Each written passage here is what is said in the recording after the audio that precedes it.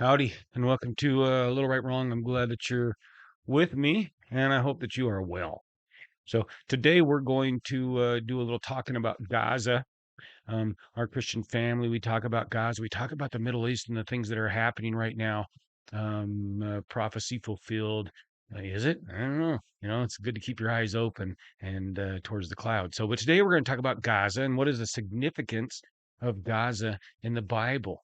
And this is not my information, but I do believe that it needs to be known by as many people as possible because truth is important.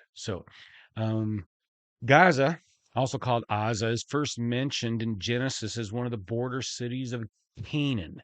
The city was on the border of Israel and Egypt in the southwest part of Israel near the Mediterranean Sea.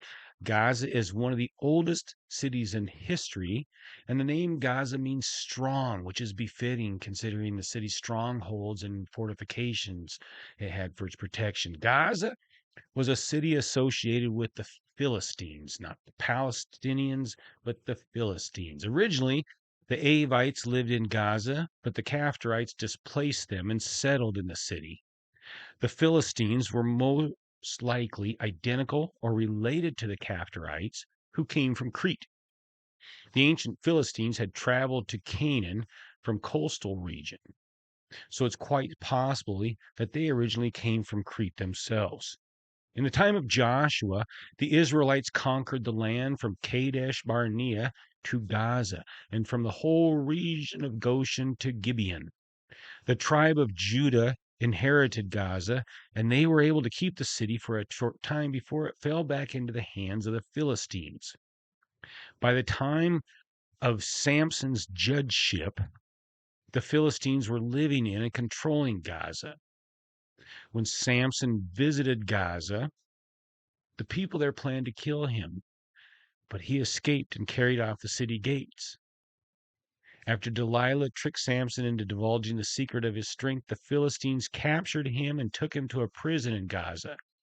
And later, Samson regaining his strength from the Lord, he pushed down the pillars of Dagon's temple, destroying the edifice and killing many Philistines in the process. The Philistines continued to control Gaza during the time of Samuel.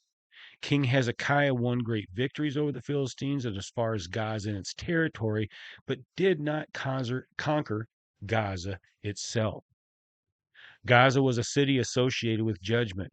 Jeremiah, Amos, Zephaniah, and Zechariah all prophesied judgment on Gaza because of the sin of the Philistines. Amos 1 6 through 7 records God's judgment on Gaza.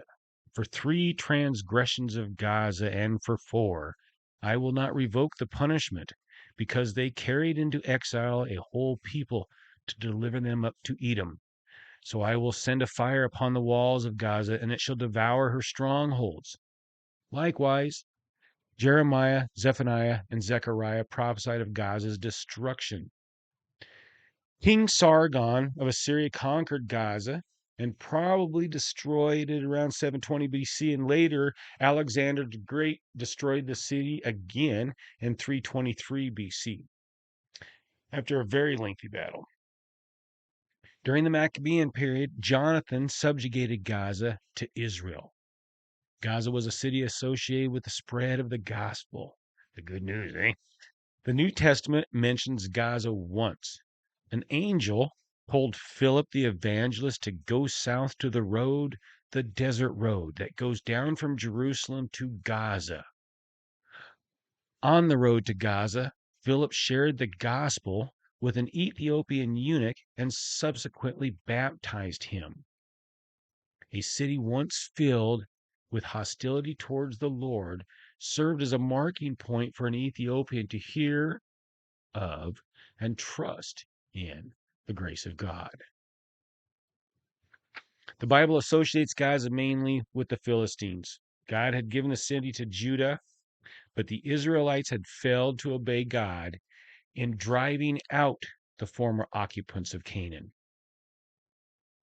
Because of that disobedience, the Philistines in the city of Gaza remained a thorn in Israel's side for centuries. Judges 2:3.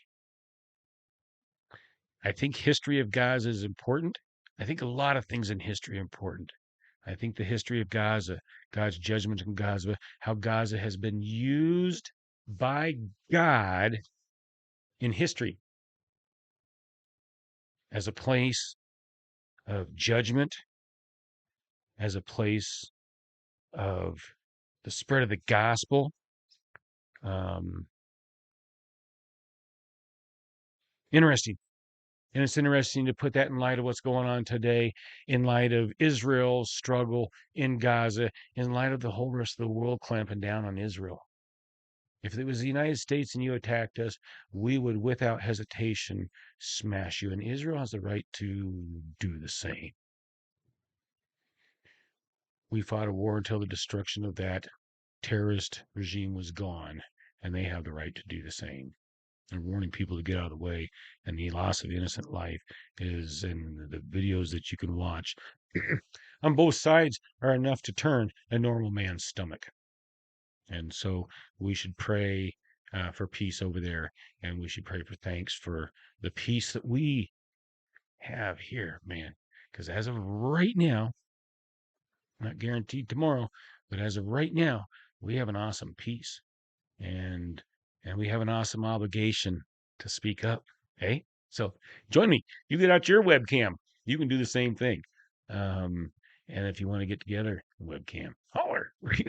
So, uh, because there's not enough voices, and the more voices get together, the more we can coalesce and become something huge. So, but you have to be willing to risk it. Join the battle. Suffer. Suffer for Christ. Could be called worse. Have a great day. Peace.